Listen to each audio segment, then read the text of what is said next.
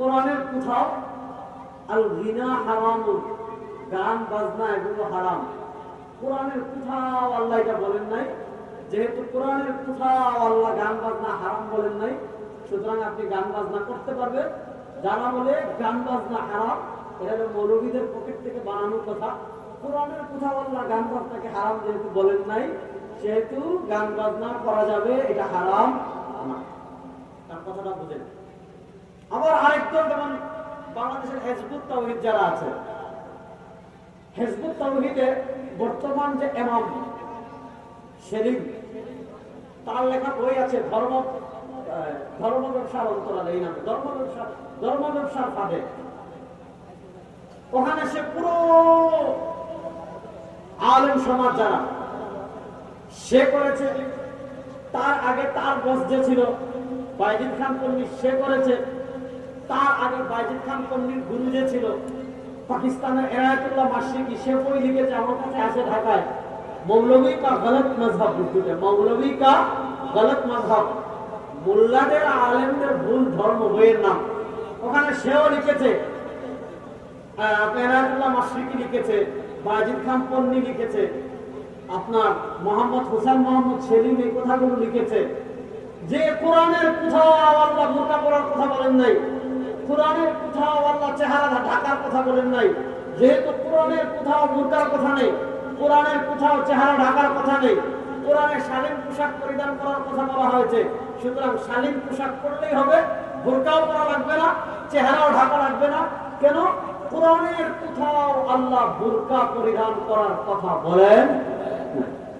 খুব মনোযোগ দিয়ে কথা বুঝবেন। এখানে মৌলিক একটা কনসেপ্ট আগে আপনার ক্লিয়ার হতে হবে। যদি আপনি মৌলিক কনসেপ্টে একমত হন তাহলে আপনার সাথে কথা হবে, আর মৌলিক কনসেপ্টে যদি আপনি একমত না হন তাহলে তো আপনি কাফের, আপনার সাথে ইসলামের সাথে আর কোনো মাসআলা নিয়ে আলোচনা করার কোনো দরকার। ব্যাপারটা বুঝেন। মনে করেন এক হিন্দু এসে আপনারা চ্যালেঞ্জ দিল, এই তোমরা যেভাবে নামাজ পড়ো নামাজ হয় না, অথবা হিন্দু এসে বললো রেজাউল করিম আবরার সাহেব আপনি যে টুপি পরছেন এই টুপি পরা যাবে না, এক হিন্দু এসে বললো চেয়ারম্যান সাহেব আপনি যে টুপি পরছেন এই টুপি পরা যাবে না, আপনি যে চশমা পরছেন চশমা পরা বেদাত। আচ্ছা বলেন তো, হিন্দু ধর্মের অনুসারীর সাথে চশমা পরা বেদাত কি বেদাত না?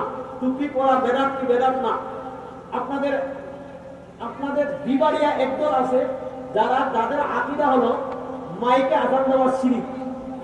মাইকে আযান দেওয়া কি শিরক। আমাদের মসজিদে স্পিকারের আওয়াজ পড়ি, স্পিকারের আওয়াজ পড়া শিরক। প্রচুর এই ধরনের মানুষ আছে। তো একজন কাফের যে, তার সাথে তো এই ধরনের শাখাগত ইসলামের শাখাগত মাসআলা নিয়ে আলোচনা করার কোনো দরকার। দেখেন, ইসলামী শরিয়ার মৌলিক দলিল হলো দুইটা। কয়টা? সবাই বলেন কয়টা? একটা হলো কোরআন, এক নম্বর বলেন না, কথা বলেন না, এক নম্বর, দুই নম্বর সুন্নাহ। এক নম্বর কোরআন, দুই নম্বর, এক নম্বর কোরআন, দুই নম্বর সুন্নাহ। এই কোরআন সুন্নাহর অধীনস্থ আরো দুটি দলিল, তিন নম্বর হলো ইজমা, চার নম্বর হলো কিয়াস। ওই চারটা নিয়ে আমি আলোচনা করব না। ইসলামী শরিয়ায় একজন মানুষ যদি তার জীবনকে পরিপূর্ণভাবে রাসূলুল্লাহ সাল্লাল্লাহু আলাইহি ওয়াসাল্লামের আনিত যে শরিয়াত ইসলাম অনুযায়ী যদি পরিচালনা করতে চায়, সবার আগে তার জীবনের জন্য সবচেয়ে বড় যে গাইডলাইন আল্লাহ আমাদেরকে দিয়েছেন, সেই গাইডলাইনের নাম হলো কোরআন। বলেন সেই গাইডলাইনের নাম, কথা বলেন, সেই গাইডলাইনের নাম কোরআন।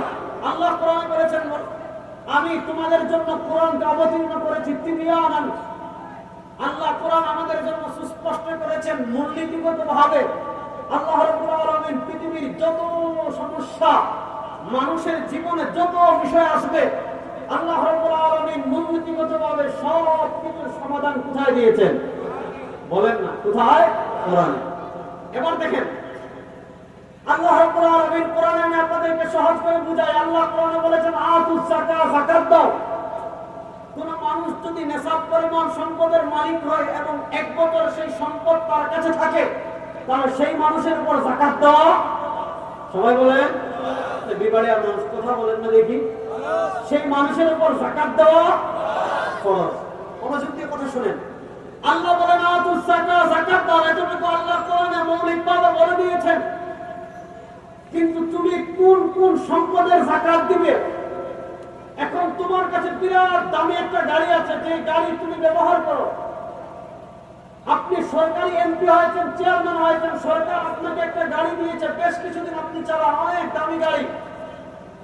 তাহলে সেই গাড়ির আপনার যাকাত দেওয়া লাগবে কিনা? দাঁড়ান, কথা বলে দেন, বলতে দেন, মনোযোগ দিয়ে শুনেন। আপনি কোন সম্পদের যাকাত দিবেন, কোন গাড়ির যাকাত দিবেন, কোন গাড়ির যাকাত দেওয়া লাগবে না, কোন জমির যাকাত দিবেন, কোন জমির যাকাত দেওয়া লাগবে না, বিস্তারিত ডিটেইলস আপনি কোরআনে পাবেন না। আল্লাহ কোরআনে বলে দিয়েছেন তুমি যাকাত দাও, কোন জিনিসের যাকাত দিবা, কোন জিনিস কতটুকু থাকলে তুমি যাকাত দিবা, কোন জিনিস কতদিন থাকলে তুমি যাকাত দিবা, এটার বিস্তারিত ডিটেইলস আপনি পাবেন হাদিসে। এটার বিস্তারিত ডিটেইলস পাবেন আপনি, বলেন না, বিস্তারিত ডিটেইলস পাবেন হাদিসে। দেখেন আল্লাহ কোরআনে বলেন আস-সারিকু ওয়াস-সারিকাতু ফাকতাউ আইদিয়াহুমা জাযাআন বিমা কাসাবা। তোমাদের কেউ যদি চুরি করে, কোন পুরুষ যদি চুরি করে, কোন মহিলা যদি চুরি করে, তাহলে চুরি যদি করে চুরির শাস্তি স্বরূপ তার হাত কেটে ফেলা হবে। চুরির শাস্তি স্বরূপ তার কি করা হবে? হাত কাটা হবে। এখন কি জিনিস চুরি করলে হাত কাটা হবে? কতটুকু চুরি করলে হাত কাটা হবে? কোন জায়গা থেকে চুরি করলে হাত কাটা হবে? আর চুরি করলে হাত এখানে কাটবেন না, এখানে কাটবেন না, এখানে কাটবেন না, আঙ্গুল কাটবেন, এই বিস্তারিত ডিটেইলস আপনি কোরআনে পাবেন। কথা বলেন না কেন? এই বিস্তারিত ডিটেইলস আপনি কোরআনে পাবেন। বিস্তারিত ডিটেইলস পাবেন আপনি কোথায়? বলেন, বিস্তারিত ডিটেইলস পাবেন আপনি কোথায়? রাসূলুল্লাহ সাল্লাল্লাহু আলাইহি হাদিসে। এমন ভাবে দেখেন, আপনি কোরআনের জায়গায় জায়গায় পাবেন, জায়গায় জায়গায় পাবেন। আল্লাহ বলেছেন আকিমুস সালাহ, নামাজ পড়ো, নামাজ প্রতিষ্ঠা করো। আল্লাহ নামাজীদের জান্নাতের সুসংবাদ দিয়েছেন, যারা নামাজ পড়ে না তাদের ভয়াবহ শাস্তির ভীতি প্রদর্শন করেছেন। কোরআনের পাতায় পাতায় তারি পাবেন আল্লাযীনা ইউকিমুনাস সালাহ, কোরআনের পাতায় পাতায় আপনি পাবেন আকিমুস সালাহ, নামাজ প্রতিষ্ঠা করো, নামাজ পড়ো। কিন্তু নামাজের মিনাত তাকবীর ইলা তাসলিম, একদম আল্লাহু আকবার বলে যে আমি নামাজ শুরু করি, আর আসসালামু আলাইকুম ওয়া রাহমাতুল্লাহ বলে যে আমি নামাজ শেষ করি। নামাজের বিস্তারিত ডিটেইলস, কত ওয়াক্ত আমি নামাজ পড়ব, কোন ওয়াক্ত কখন পড়ব, কোন ওয়াক্তে কত রাকাত পড়ব, কোন ওয়াক্তে কখন রুকু করব, কখন সিজদা করব, কখন তাশাহুদ করব, কখন শেষ বৈঠক করব, কখন ফাতিহা পড়ব, কখন ফাতিহার সাথে সূরা মিলাবো, কখন রুকু করব, কখন সুবহান রাব্বিয়াল আযীম বলবো, কখন সুবহান রাব্বিয়াল আলা বলবো। এগুলো বিস্তারিত ডিটেইলস আপনি কোরআনে পাবেন না। এগুলো বিস্তারিত ডিটেইলস পাবেন আপনি রাসূলুল্লাহ সাল্লাল্লাহু আলাইহি ওয়াসাল্লামের হাদিস। এজন্য আমাদেরকে যেমন কোরআন মানা লাগবে, তেমন ভাবে আমাদেরকে রাসূলুল্লাহ সাল্লাল্লাহু আলাইহি ওয়াসাল্লামের হাদিস মানা লাগবে কি লাগবে না? কথা বলেন না যে? আচ্ছা, আপনারা কি আমার উপর রাগ করছেন? সবাই একটু কথা বলেন। আল্লাহর কোরআন যেমন আমাদের মানা লাগবে, রাসূলুল্লাহ সাল্লাল্লাহু আলাইহি ওয়াসাল্লামের হাদিস আমাদেরকে তেমন মানা লাগবে কি লাগবে না? রাসূলুল্লাহ সাল্লাল্লাহু আলাইহি ওয়াসাল্লামের হাদিস যে মানা লাগবে, এটা আল্লাহ কোরআনে বলে দিয়েছেন। আল্লাহ বলেন মা আতাকুমুর রাসূল, রাসূল তোমাদের কাছে যেটা নিয়ে আসবেন, ফাখুযু, তোমরা সেটা আঁকড়ে ধরো, ওয়া মা নাহাকুম আনহু, আর রাসূলুল্লাহ সাল্লাল্লাহু আলাইহি ওয়াসাল্লাম তোমাদেরকে যেটা নিষেধ করবেন সেটা থেকে তোমরা বেঁচে থাকো। রাসূলুল্লাহ সাল্লাল্লাহু যা করতে বলবেন সেটা, রাসূলুল্লাহ সাল্লাল্লাহু যা করতে বলবেন সেটা করা লাগবে। বলেন, রাসূলুল্লাহ যা করতে বলেন সেটা, রাসূলুল্লাহ সাল্লাল্লাহু যা করতে নিষেধ করবেন সেটা করা যাবে। সবাই বলেন, সেটা করা যাবে। এজন্য আল্লাহ কোরআনে বলেন, মনোযোগ দিয়ে বুঝেন, ফালা ওয়া রাব্বিকা লা ইউমিনুন হাত্তা ইউহাক্কিমুকা ফীমা শাজারা বাইনাহুম। হে আল্লাহ নবী শুনেন, আল্লাহ পৃথিবীর বিশ্বাসী বান্দাদেরকে উদ্দেশ্য করে কোরআনে মেসেজ দিচ্ছেন, ফালা ওয়া রাব্বিকা লা ইউমিনুন, তারা ততক্ষণ পর্যন্ত পরিপূর্ণভাবে আশ্বস্ত হবে না, ঈমান আনবে না, বিশ্বাস করবে না, হাত্তা ইউহাক্কিমুকা ফীমা শাজারা বাইনাহুম, যখন মুসলমানদের ভেতর সাহাবায়ে কেরামের মধ্যে কোনো বিষয় নিয়ে দুই দল সাহাবায়ে কেরামের ভিতর মতানৈক্য তৈরি হবে, দুই দল সাহাবায়ে কেরামের ভিতর ভিন্নতা দেখা যাবে। আল্লাহ বলেন হাত্তা ইউহাক্কিমুকা ফীমা শাজারা বাইনাহুম, যতক্ষণ পর্যন্ত আপনি রাসূলুল্লাহ সাল্লাল্লাহু আলাইহি ওয়াসাল্লাম ফয়সালা করবেন না, ততক্ষণ পর্যন্ত তারা পরিপূর্ণ আশ্বস্ততা অর্জন করবে। দেখেন আল্লাহ বলেন রাসূলুল্লাহ সাল্লাল্লাহু আলাইহি ওয়াসাল্লাম যখন ফয়সালা দিবেন মুমিনগণ ঈমান আনে রাসূলুল্লাহ সাল্লাল্লাহু আলাইহি ওয়াসাল্লাম ফয়সালা কিছু ফয়সালা দেন কোরআন দিয়ে আর কিছু ফয়সালা দেন নিজের পক্ষ থেকে রাসূলুল্লাহ সাল্লাল্লাহু আলাইহি ওয়াসাল্লাম নিজের পক্ষ থেকে যে ফয়সালা দেন সে ফয়সালার নাম হলো সুন্নাহ বলেন সে ফয়সালার নাম কথা বলেন না দেখি সে ফয়সালার নাম এবার বলুন তো আমাদেরকে কোরআন মানা লাগবে কি লাগবে না আমাদেরকে কোরআনের পাশাপাশি শুধু কোরআন মানতে হবে না কোরআনের ব্যাখ্যা বোঝার জন্য আমাদেরকে হাদিস মানা লাগবে কি লাগবে না জোরে বলেন আমাদেরকে যেমন কোরআন মানা লাগবে কোরআন পরিপূর্ণভাবে বুঝতে হলে রাসূল করিম সাল্লাল্লাহু আলাইহি ওয়াসাল্লামের হাদিস লাগবে যদি রাসূলুল্লাহ সাল্লাল্লাহু আলাইহি ওয়াসাল্লামের হাদিস তুমি না মানো জীবনে তুমি কোরআন ভালোভাবে বুঝতে পারবে এজন্য আল্লাহ কোরআনে বলেন মা ইউতিউর রাসূলা যে ব্যক্তি রাসূলের আনুগত্য করলো ফাকাদ আতা আল্লাহ রাসূলের আনুগত্য করার অর্থ হলো কার আনুগত্য করা আর আসতে বলেন আল্লাহ নাম তো যত আসতে বলবেন তত নাকি বেশি ঠিক না না আল্লাহ নাম জুড়ে বলার দলিল পান না নাকি বলেন তো রাসূলুল্লাহ সাল্লাল্লাহু আলাইহি ওয়াসাল্লামের আনুগত্য করার অর্থ হলো কার আনুগত্য করা সবাই জুড়ে বলেন হাত তুলে বলেন কার আনুগত্য করা আরে বুঝা গেল আল্লাহর আনুগত্য করতে হলে রাসূলুল্লাহ সাল্লাল্লাহু আলাইহি ওয়াসাল্লামের আনুগত্য করতে হবে যদি তুমি রাসূলুল্লাহ সাল্লাল্লাহু আলাইহি ওয়াসাল্লামের আনুগত্য না করো তাহলে পরিপূর্ণভাবে তুমি কখনো আল্লাহর আনুগত্য করতে পারবে এজন্য একটা হাদিস শোনাই মনোযোগ দিয়ে হাদিসটা শুনেন খতিবে বাগদাদি রাহিমাহুল্লাহ একজন বিখ্যাত পৃথিবী বিখ্যাত ইমাম ছিলেন খতিবে বাগদাদি রাহিমাহুল্লাহ কিতাব লিখেছেন আল কিফায়া ফি ইলমি রিওয়ায়া এক ভলিউমে দুই খণ্ডে চেপেছে ওখানে উনি হাদিস এনেছেন ইমাম আবু দাউদ রাহিমাহুল্লাহ সুনানে আবু দাউদে হাদিস এনেছেন আল্লাহ নবী সাল্লাল্লাহু আলাইহি ওয়াসাল্লামের একজন বিখ্যাত সাহাবী ছিলেন হযরত ইমরান ইবনে হুসাইন রাদিয়াল্লাহু তাআলা আনহু আপনারা সকলেই জানেন যারা হাদিসের কিতাব পড়েছেন হাদিসের পাতায় পাতায় আন ইমরান ইবনে হুসাইন হযরত ইমরান ইবনে হুসাইন রাদিয়াল্লাহু তাআলা থেকে হাদিস আসে তো একদিন ইমরান ইবনে হুসাইন রাদিয়াল্লাহু তাআলা বসে হাদিস বর্ণনা করছেন তো এক গ্রাম্য লোক আসছে গ্রাম্য লোক এসে ইমরান ইবনে হুসাইন রাদিয়াল্লাহু তাআলাকে বলতেছে ভাই মিয়া আপনি আল্লাহর কোরআন বাদ দিয়ে তাহলে হাদিস বর্ণনা করছেন কেন কোরআন বলেন হাদিস শুনবো না অর্থাৎ ওই ব্যক্তি তার ভাবসাব এমন যে সে হাদিস মানতে চাচ্ছে না সে শুধু কোরআন মানবে ইমরান ইবনে হুসাইন রাদিয়াল্লাহু তাআলা জবাবে বলেন ইন্নাকা আহমক আরে তুমি বলছো হাদিস মানবে না ইন্নাকা আহমক তুমি একটা আহম্মক কেন তাকে কেন আহম্মক বললেন কারণ বর্ণনা করতেছেন ইমরান ইবনে হুসাইন রাদিয়াল্লাহু তাআলা আনহু আতাজিদু ফি কিতাবিল্লাহ আন্না যুহর আরবান আরে আহম্মক তুমি বলছো হাদিস মানবে না শুধু কোরআন মানবে তুমি কোরআন অনুযায়ী আমল করবে আতাজিদু ফি কিতাবিল্লাহ আন্না যুহর আরবান তুমি কি কোরআনের কোন জায়গায় আমাকে দেখাতে পারবে যে জোহরের নামাজ 4 রাকাত কোরআনে শুধু আছে নামাজ পড়ো 4 রাকাত পড়তে হবে তুমি কোরআনে পাবে না ওয়া আন্নাল আসর আরবান আসরের নামাজ 4 রাকাত পড়তে হবে তুমি কোরআনে পাবে না ওয়া আন্নাল মাগরিব সালাতান মাগরিবের নামাজ 3 রাকাত তুমি পড়তে হলে কোরআনে পাবে না সুতরাং তুমি যদি 5 ওয়াক্ত নামাজ পড়তে হয় তাহলে তোমাকে হাদিস মানা লাগবে কি লাগবে না বলেন না হাদিস মানা লাগবে কি লাগবে না এই যে যারা এই কথাগুলো বলে যে ইসলামের কোরআনের কোথাও গান বাজনা হারামের কথা বলা হয় নাই কোরআনের কোথাও এই কথা বলা হয় নাই যে বুরকা পড়তে হবে তাদের সাথে মৌলিক পার্থক্য হলো ইসলামের ইতিহাসে যতগুলো ভয়ঙ্কর ভয়ঙ্কর সংগঠন ছিল ফিরকা সংগঠন মানে আমাদের বাংলাদেশের সংগঠন এগুলো না ইসলামের ইতিহাসে যতগুলো ভয়ঙ্কর ফিরকা ছিল বর্তমানেও আছে নাম দিয়েছে কিউআরএস কোরআন রিসার্চ ফাউন্ডেশন কত সুন্দর নাম যে নাম দিয়েছে কিউআরএস কোরআন রিসার্চ ফাউন্ডেশন নাম দিয়ে ভিডিও ইউটিউবে ছাড়ে ফেসবুকে ছাড়ে পোস্ট করে বিভিন্ন কিতাব আপনাদেরকে দিবে আর আপনারা পড়ে মাশাআল্লাহ এই কিউআরএস আহলে কোরআন যারা তাদের মৌলিক থিম হলো যে আমরা শুধু কোরআন মানি কোরআনের বাইরে হাদিস মানি কথা বলেন না কেন এই কিউআরএস যারা কোরআন গবেষণা করে মানে যারা নাম দিয়েছে কোরআন রিসার্চ সেন্টার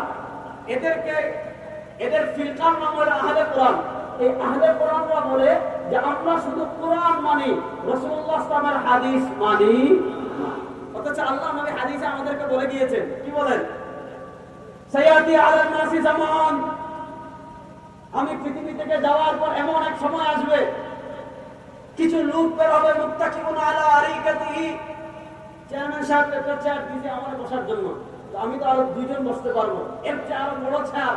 মুত্তাকিউনা আলা আরিকাতিহি, একদম বিশাল চেয়ারের ভিতর লম্বা পেট দিয়ে হেলান দিয়ে বসে থাকবে, হেলান দিয়ে বসবে। ফিনা কিতাবুল্লাহ, আমাদের কাছে আল্লাহর কিতাব আছে, কোরআন আছে। ফামা ওয়াজাদনা ফি হালাল, আমরা কোরআনে যেটাকে হালাল পাবো এটাই আমাদের জন্য হালাল, আর আমরা কোরআনে যেটা হারাম পাবো এটাই আমাদের জন্য হারাম। কোরআনের বাইরে আর কোনো কিছু দিয়ে কোনো হালাল হারাম আমরা নির্ধারণ করব না। আল্লাহ নবী বলেন তারা বিশাল বিশাল চেয়ারে বসে কথাগুলো বলবে। এরপর আল্লাহ নবী সাল্লাল্লাহু আলাইহি ওয়াসাল্লাম বলেন, আমার উম্মতেরা শুনো, আলা ইন্নামা হারামা রাসূলুল্লাহ, যদি রাসূল করিম সাল্লাল্লাহু আলাইহি ওয়াসাল্লাম কোন জিনিস হারাম করেন, ফাহুয়া মিসলু মা হারামাল্লাহ, আল্লাহ কোন জিনিস হারাম করলে সেটা যেমন অকাট্য হারাম, রাসূল করিম সাল্লাল্লাহু আলাইহি ওয়াসাল্লাম হারাম করলে সেটাও যেমন অকাট্য। কথা বলেন না কেন? আলা ইন্না মিসলু মা আহাল্লা রাসূলুল্লাহ, রাসূল করিম সাল্লাল্লাহু আলাইহি ওয়াসাল্লাম কোন জিনিস যদি হালাল করেন, ফাহুয়া মিসলু মা আহাল্লাল্লাহ, আল্লাহ কোন জিনিস হালাল করলে সেটা যেমন অকাট্য হালাল, রাসূল করিম সাল্লাল্লাহু আলাইহি ওয়াসাল্লাম কোন জিনিস হালাল করলে সেটাও অকাট্য হালাল। আল্লাহ কোন জিনিস হারাম করলে সেটা যেমন অকাট্য হারাম, রাসূল করিম সাল্লাল্লাহু আলাইহি ওয়াসাল্লাম কোন জিনিস হারাম করলে সেটাও কোরআনের মতো অকাট্য। এই ভণ্ডগুলো হাদিস মানে না, ব্যাপারটা ভালো করে বুঝেন। এই যে সমস্ত বাউল ভণ্ডরা বলে আল বিনা ওয়া হারামুন কোরআনের কোথাও নাই, এরা মূলত মুনকিরিনে হাদিস, তারা হাদিস মানে, অথচ হাদিসের পাতায় পাতায়, হাদিসের পাতায় পাতায় আল্লাহ নবী সাল্লাল্লাহু আলাইহি ওয়াসাল্লাম কত ভয়ঙ্কর হাদিস বলেছেন।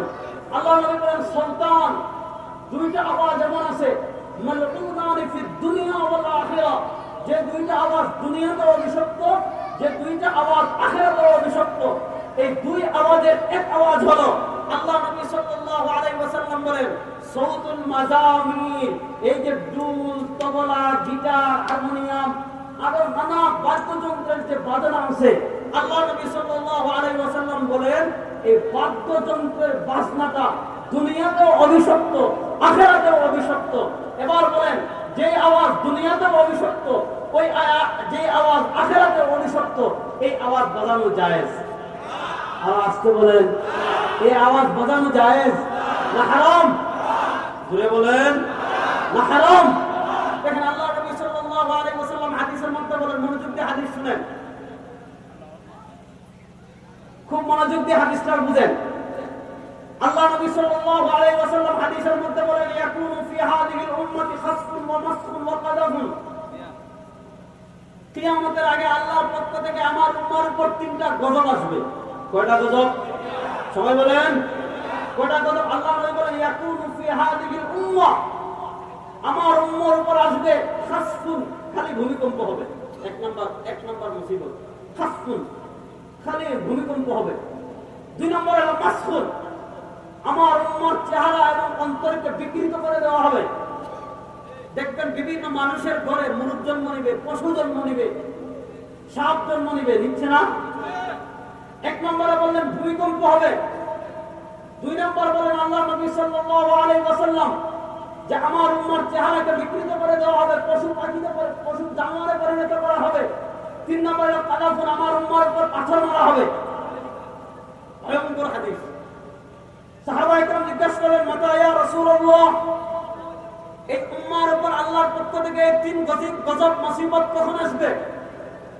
আল্লাহ নবী সাল্লাল্লাহু আলাইহি ওয়াসাল্লাম জবাবে বলেন, আমার উম্মতেরা শুনো, আমার উম্মার ভিতর যখন তিনটা গুনাহ ব্যাপক আকার ধারণ করবে, আল্লাহর পক্ষ থেকে আমার উম্মার উপর তিনটা গজব আসবে।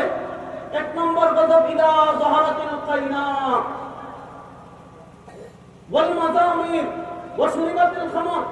এক নম্বর আল্লাহ নবী বলেন, ইদা যাহারাতিল কাইনাত, যখন গায়িকার সংখ্যা বেড়ে যাবে। এবার বলুন তো, আমাদের সমাজে গায়িকার সংখ্যা কমছে না বাড়ছে? আপনারা মনে হয় আমার উপর রাগ, একটু কথা বলেন। গায়িকার সংখ্যা বাড়ছে না কমছে? কথা বলেন। এবার আপনি যদি নির্বাচনের গান শুনেন, তাহলে শুধু পুরুষের গান মানুষ শুনতে চায় না, এজন্য ডুয়েট গান লাগায়। অর্ধেক গায় পুরুষ, বাকি অর্ধেক গায় কি মহিলা। এবার বলুন গায়িকার সংখ্যা বাড়ছে না কমছে? আল্লাহ নবী বলেন মাজামির, যখন উম্মার ভিতর বাদ্যযন্ত্র বেড়ে যাবে, যখন উম্মার ভিতর মিউজিক বেড়ে যাবে, আল্লাহর পক্ষ থেকে মুসিবত আসবে। এবার বলুন তো উম্মার ভিতর মিউজিক বাড়ছে কিনা কমছে? কথা বলেন না কেন? মিউজিক এমন বাড়া বাড়ছে, আগে মানুষ মিউজিক দিত গানে, তারপরে মিউজিক দিতে ইসলামী সঙ্গীতে, এখন তো মিউজিক ওয়াজে লাগাই দেয়। এই যে আমাদের মিডিয়ার ভাইরা আসছেন, আমার কথা বুঝতে পারেন না, বর্তমানে আমাদের সবার একটা মানসিকতা থাকে যে কিভাবে স্বল্প সময় ভাইরাল হতে পারে। বুঝলেন না? স্বল্প সময় কি হতে পারে? ভাইরাল হতে পারে। এখন কি করে বক্তা ওয়াজ মাহফিলে আসে, ওয়াজ মাহফিলে এসে 3-4 মিনিট খুব ইমোশনাল কথা বলবে, 3-4 মিনিট খুব ইমোশনাল কথা, যুবকদেরকে উদ্দেশ্য করে, যুবতীদেরকে উদ্দেশ্য করে, মহিলাদেরকে উদ্দেশ্য করে খুব ইমোশনাল কথা বলবে। এখন তো সিস্টেম আরো সহজ, ঘরে গ্রিন স্ক্রিন দিয়ে সামনে ক্যামেরা নিয়ে বসবে আর খুব ইমোশনাল 4-5টা 2-3 মিনিট কথা বলবে। 2-3 মিনিট কথা বলে এরপর এডিট করে খুব সুন্দর করে নিচের টুং টাং মিং মিউজিক লাগিয়ে ফেসবুক আর ইউটিউবে ছাড়ে কি ছাড়ে না? দেখেন আল্লাহ নবী বলেন ইদা যাহারাতিল কায়নাত ওয়াল মাযামির ওয়া শুরিবাতিল খামার, উম্মার উপর যখন তিনটা গুনাহ যখন উম্মার ভিতর ব্যাপক আকার ধারণ করবে, 1 নম্বর যখন গায়িকার সংখ্যা বেড়ে যাবে, 2 নম্বর যখন মিউজিক বেড়ে যাবে, 3 নম্বর যখন উম্মার ভিতর মদপান বেড়ে যাবে, আল্লাহর পক্ষ থেকে গজব দিয়ে আমার উম্মাকে ধ্বংস করে দেওয়া হবে। আল্লাহ নবী বলেন মিউজিক যখন ব্যাপক আকার ধারণ করবে, উম্মাকে গজব দিয়ে ধ্বংস করা হবে। নবী বলেন মিউজিক ব্যাপক করে গজব দিয়ে ধ্বংস করা হবে। তাহলে নিশ্চিত বাজনা বাজানো জায়েজ, মিউজিক বাজানো জায়েজ, জায়েজ না হারাম? ইসলাম হাদিসে বলেছেন। এজন্য আপনাকে এখন আপনি বলবেন এটা তো কোরআনে নাই। হ্যাঁ, কোরআনে আল্লাহ সরাসরি জিনা হারাম এটা বলেন নাই, কিন্তু আল্লাহ কোরআনে এটা বলেছেন মা ইউতিউর রাসূল ফাকাদ আতা আল্লাহ। আল্লাহ কোরআনে এটা বলেছেন মা আতাকুমুর রাসূল ফাখুযু ওয়া মা নাহাকুম আনহু ফান্তাহু।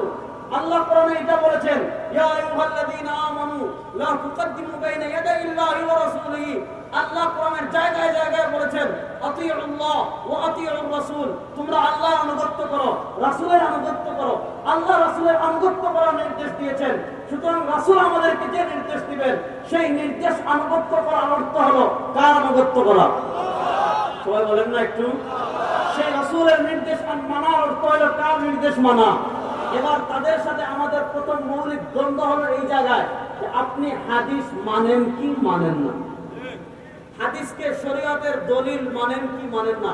দেখেন আমরা যে ফিতনার যুগে আসছি, আগেকার যুগে ফিতনা হতো এলাকা কেন্দ্রিক। একটু কথাগুলো বুঝবেন, আগেকার যুগে ফিতনা হতো এলাকা কেন্দ্রিক। এক এলাকায় একজন ভণ্ড আত্মপ্রকাশ করেছে, তার ভণ্ডামি তার এলাকার মধ্যে শুধু সীমাবদ্ধ ছিল। কিন্তু এখন প্রযুক্তির কারণে দেখা যায় ভণ্ডের তার এলাকায় একজন অনুসারী নাই, কিন্তু সারা পৃথিবীর বাংলাভাষী মানুষ তার বক্তব্য শুনে বিভ্রান্ত হচ্ছে কি হচ্ছে না? এজন্য আপনি প্রথমে এই জিনিসটা বুঝেন, আমাদেরকে যেমন কোরআন মানা লাগবে, তেমন ভাবে পরিপূর্ণভাবে শরীয়ত অনুযায়ী জীবন পরিচালনা করতে হলে রাসূলুল্লাহ সাল্লাল্লাহু আলাইহি ওয়াসাল্লামের হাদিস মানা লাগবে কি লাগবে না? যদি আপনি হাদিস না মানেন তাহলে আপনি পরিপূর্ণভাবে কোরআন অনুযায়ী আপনার জীবন পরিচালনা করতে পারবেন? এই জিনিসটা বুঝেন, তাহলে আহলে কোরআনের ফিতনা আপনি জীবনে বিভ্রান্ত হবেন না। যেহেতু যুবক ভাইরা বেশি, এই কথাগুলো একটু মনোযোগ দিয়ে শুনবেন। আপনাকে এসে বলবে দেখেন কোরআন আল্লাহর অকাট্য বিধান, এজন্য আল্লাহ রাব্বুল আলামিন যখন জিবরিল আমিন আলাইহিস সালাতু ওয়াস সালামকে দিয়ে ওহী পাঠাতেন, রাসূলুল্লাহ সাল্লাল্লাহু আলাইহি ওয়াসাল্লাম যখনই শুনতেন প্রথম দিকে সাথে সাথে নিজে পড়া শুরু করতেন মুখস্থ করার জন্য। আল্লাহ বলেন লা তুহাররিক বিহি লিসানাক, আমার হাবিব আপনি কষ্ট করে সাথে সাথে পড়তে হবে না, আপনার মুখ নাড়ানোর দরকার নাই। ইন্না আলাইনা জামআহু ওয়া কুরআনা, আপনার পক্ষে কোরআন জমা করার দায়িত্ব আমি নিয়েছি। জিবরিল যখন তিলাওয়াত করবেন আপনি শুনবেন, আপনি শুনলেই আল্লাহ রাব্বুল আলামিন আপনার পক্ষে কোরআন জমা করে দিবেন। রাসূলুল্লাহ সাল্লাল্লাহু আলাইহি ওয়াসাল্লাম কোরআন হৃদয়ে আত্মস্থ হওয়ার পর কাতিবুল ওহী যে সকল সাহাবা ছিলেন, হযরত মুআবিয়া রাদিয়াল্লাহু তাআলা ছিলেন, আরো প্রায় 8 জন সাহাবা 12 জন সাহাবা ছিলেন যারা কাতিবুল ওহী ছিলেন। রাসূলুল্লাহ সাল্লাল্লাহু আলাইহি ওয়াসাল্লাম তাদেরকে বলতেন, তারা বিভিন্ন চামড়ার মধ্যে, তারা বিভিন্ন পাতার মধ্যে, তারা বিভিন্ন পাথরের মধ্যে, কারো কাছে কাগজ থাকলে কাগজের মধ্যে সাহাবা একরাম রিদওয়ানুল্লাহি আলাইহিম আজমাইন কোরআনের আয়াতগুলো লিখে রাখতেন। সাহাবা একরাম কোরআন লিখে রাখতেন।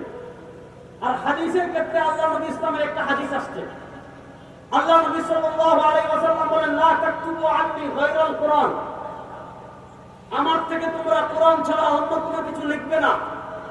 ওয়ামান কাতাবা আন্নী গায়রাল কোরআন, আমার থেকে কোরআন ছাড়া অন্য কোনো কিছু যদি কেউ লিখে থাকো, ফালইয়ামহুহু, সেটা মুছে ফেলে। যে রাসূলুল্লাহ সাল্লাল্লাহু আলাইহি ওয়াসাল্লাম শুধু কোরআন লিখে রাখার কথা বলেছেন, কোরআন ছাড়া যদি হাদিস কেউ লিখে থাকে, সাহাবা একরামকে রাসূলুল্লাহ সাল্লাল্লাহু আলাইহি ওয়াসাল্লাম হাদিস মুছে ফেলার নির্দেশ দিয়েছেন। বুঝা গেল রাসূলুল্লাহ সাল্লাল্লাহু আলাইহি ওয়াসাল্লাম হাদিস আমাদের মানা লাগবে না, এজন্য হাদিস মুছে ফেলার নির্দেশ দিয়েছেন। হাদিস লিখার কথা বলেননি, কোরআন লিখার কথা বলেছেন। বুঝা গেল আমাদেরকে শুধু কোরআন মানতে হবে, কোরআনের বাইরে আমাদের হাদিস মানা যাবে না। এই কথাগুলো তারা বলে, এই কথাগুলো তারা প্রচার করে, ভিডিও আকারে খুব সুন্দর করে ছাড়বে। দেখেন, আল্লাহ নবী সাল্লাল্লাহু আলাইহি ওয়াসাল্লাম থেকে শরিয়ত দুই ভাবে আসছে, একটা হলো কথার মাধ্যমে, একটা হলো কাজের মাধ্যমে। একটু বুঝেন কথাটা। দেখেন, আল্লাহ নবী সাল্লাল্লাহু আলাইহি ওয়াসাল্লাম হজের ক্ষেত্রে বলেছেন, খুযু আন্নী মানাসিকাকুম।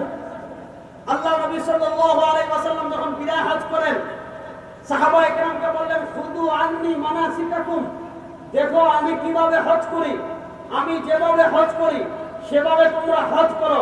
ফাইন্নী লা আদরি, আমি জানি না, লাম আহজ্জু বা'দা আমী হাদা, এই বছরের পর তোমাদের সাথে আমি আর হজ করতে পারবো কিনা আমি জানি না। সুতরাং তোমরা আমি কিভাবে হজ করি সেই হজটা আমার থেকে দেখে দেখে শিখো। রাসূলুল্লাহ সাল্লাল্লাহু আলাইহি ওয়াসাল্লাম হজ করেছেন, রাসূলুল্লাহ সাল্লাল্লাহু আলাইহি ওয়াসাল্লামের হজ দেখেছেন কারা? একটু কথা বলেন না কেন? রাসূলুল্লাহ সাল্লাল্লাহু আলাইহি ওয়াসাল্লামের হজ দেখেছেন কারা? সাহাবা একরাম।